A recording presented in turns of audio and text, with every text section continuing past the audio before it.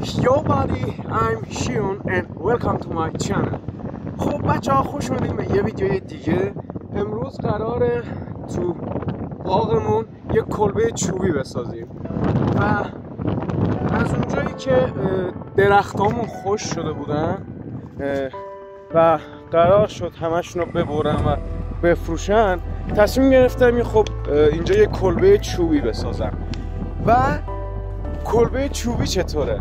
اینجایی که میبینید قراره یه کلبه چوبی ساخته بشه، از دیوار یه دونه به اینجا و حدودا همینطوریه و ما به 1 2 3 4 5 6 7 تا درخت بزرگ نیاز داریم، 7 تا ستون که باید همه چیشو در بر بگیره و بعدش یه دونه به پتو نایلون اینجور چیزا که بندازیم رو سرش.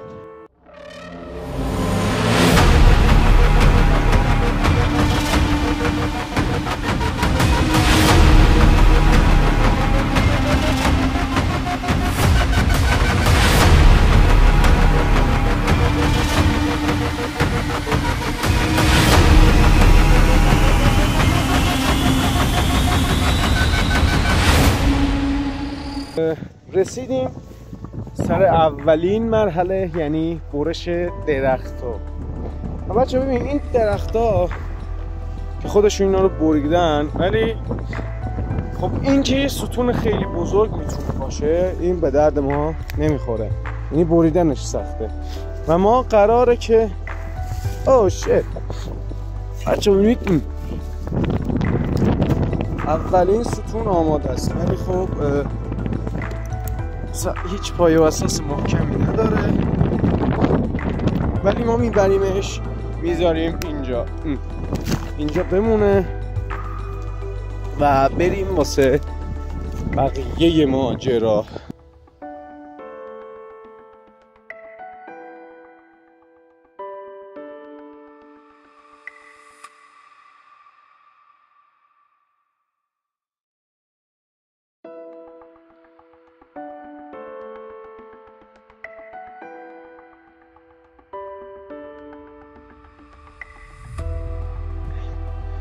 خب بچه ها تونستیم ستون اصلی رو چیز کنیم، ولی این خیلی بزرگه، یعنی ببینید اگه من دستمو ببرم بالا بهش نمیرسه، باید یکم از پاشو بریم ولی اندازه بکنیم. باید اینو حالا اینو میذاریمش کنار، این یکی از ستونا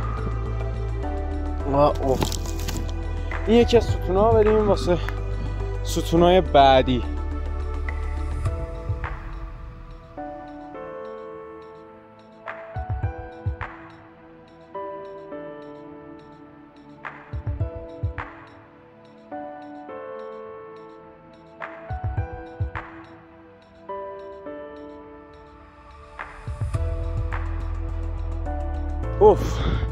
خب بچه‌ها تونستیم اون ستون اصلی رو از درخت جدا بکنیم و شد این. قرار شاخ و برگاش و همه چیزشو ببریم و بندازیم کنار اون تا ستونهای اصلی رو تشکیل بده.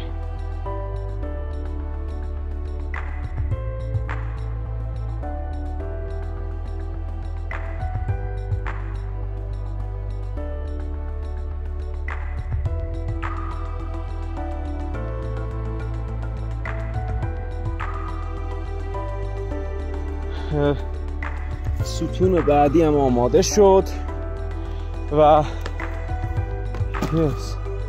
انداختمش اینجا. یکیش اینه، تا مال یکیش بگردیم که باشه اینه، برداریم و بریم. شوید چقدر سنگینه و یس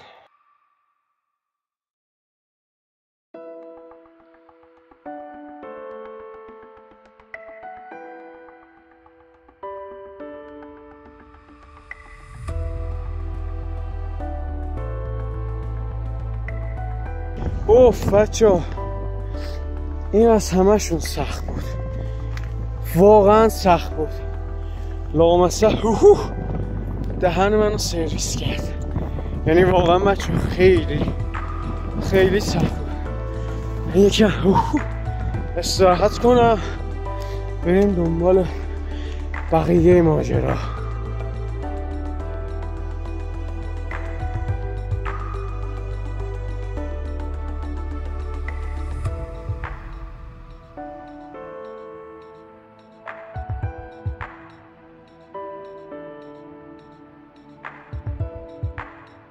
حالا همه چی آوردیم و قراره که اینا رو پای بندیشو بکنیم و فاصله شو از دیوار اندازه بگیریم و بندازیمشون رو زمین. بچه من 2 تا از درخت‌ها رو بالاشو اینجوری بریدم که بتونم اون یکی که درخت میاد راحت سوارش بکنم دیگه. اندازه این چی میگن؟ یه خیلی سخت نباشه بستنش، یعنی کناف زیادی نبره و بریم واسه بقیهش. یو لیتس گو.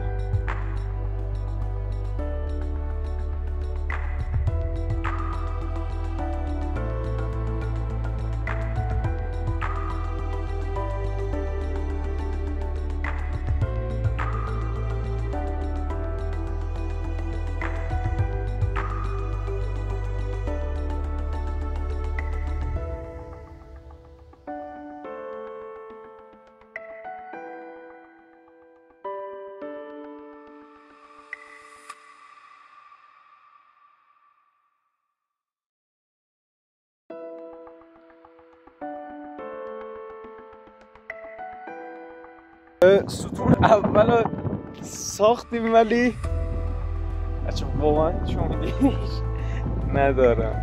واقعا هیچ امیدی بهش ندارم. همین اول کار ببینید بچه، واقعا میگم همین اول کار ریدیم، یعنی به طور واضح ریدیم. چیکار دارم؟ نه آره دیگه واقعا پایه و اساسش رو نگاه کنید. استحکام این به یک گوسفنده. ولی خب بسازیم ببینیم آخرش چی میتونیم بسازیم. واقعا خیلی اصلا هیچ امیدی به این ندارم.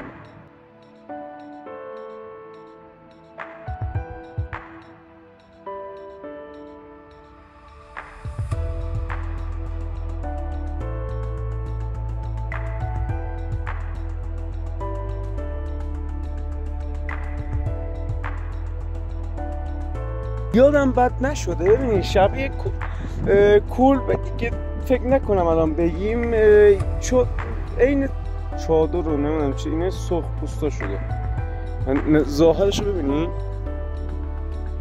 این اسکلت بندیشه. حالا قراره که روشم میاد قراره یه چوب از اینجا به اینجا بیاریم که مثل این و 2 تای دیگه هم بذاریم بالای اون دیوار.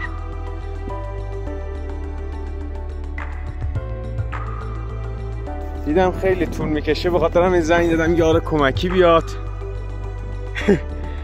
سازمون و قراره که با اون ادامه کارو بگیریم. نظرت چیه؟ چه خبر حاجی، چطوری؟ نظرت چیه؟ استحکامش به یه گوز بنده. حالا بریم ادامهش.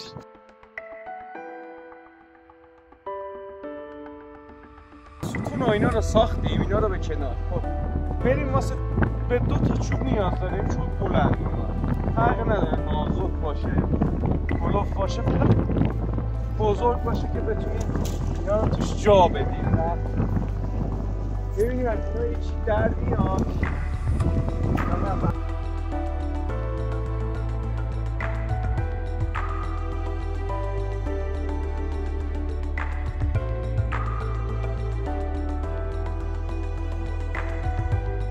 باید این هم ببریم و بعد دیگه میریم واسه تکمیلش.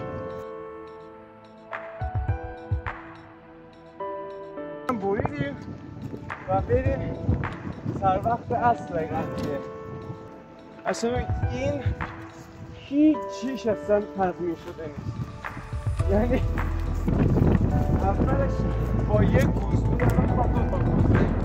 هیچ فرقی نداره. تصمیم گرفتیم اینا یه جور دیگه بکنیم و اینجا رو بکنیم ورودی کل قضیه و حتی میتونیم اینو هم ببریم بالا و یه ستون دیگه بذاریم.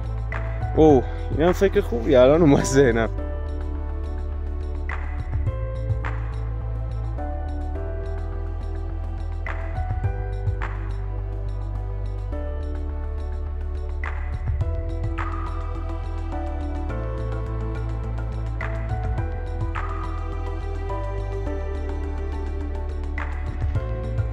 کل سازمون یه چیزی شبیه که اینه، این مدلیه. بریم وسایلا رو ورداریم بیایم بندازیم روش ببینیم چطوری میشه. رفتیم یکم چیز میز آوردیم ولی این فقیرانه ترین حالت ممکنه دیگه، یکم پارچه و اینا دیگه قرار اینا رو چیز کنیم بندازیم رو سقف ببینیم چی میشه.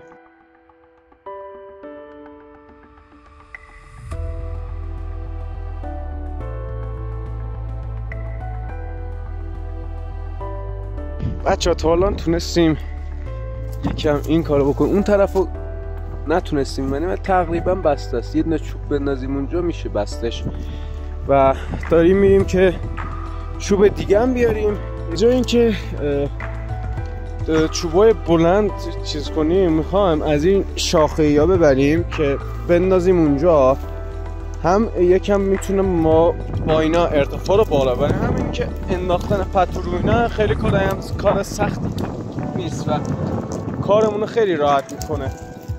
و بریم ادامه ویدیو.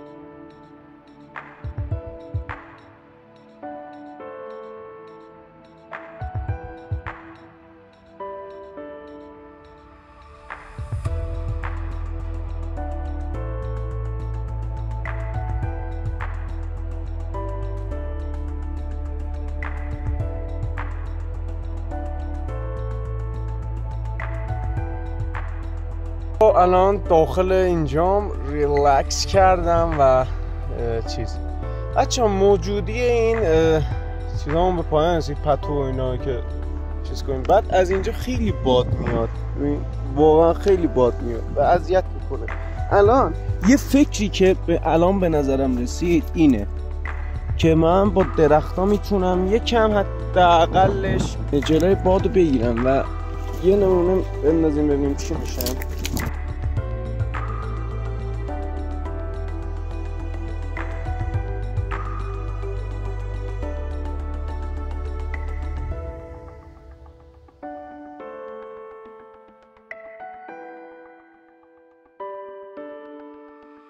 بریم از داخل هم بذاریم چوب، اینم ببرم از داخل بذارم فرقی میکنه یا نه. ماشه خب ببین این شد همون چیزی که اول با ادعای خیلی قوی اومده بودم. واو کلبه میسازیم، ولی نه در حد اونم که نشده چادر سرخ پوستا، ولی یه چیزی شبیه این شده و صرفا میتونه پناهگاه باشه، پناهگاه هم نه سایبان. و الان با این همه چیز موفق شدیم سازه رو جوری ببندیم که استقامت سازمون به 3 تا گوزبند باشه. همین، فقط همین. آره بچه ها مرسی تا اینجای ویدیو با هم بودین، دمتون گرم، خیلی لطف کردین که تا اینجا با هم بودین. بازم تشکر میکنم و لایک کامنت سابسکرایب اینا یادتون نره و هیچی دیگه، بریم خونه جدید و توش زندگی کنیم دیگه. فعلا خداحافظ شما.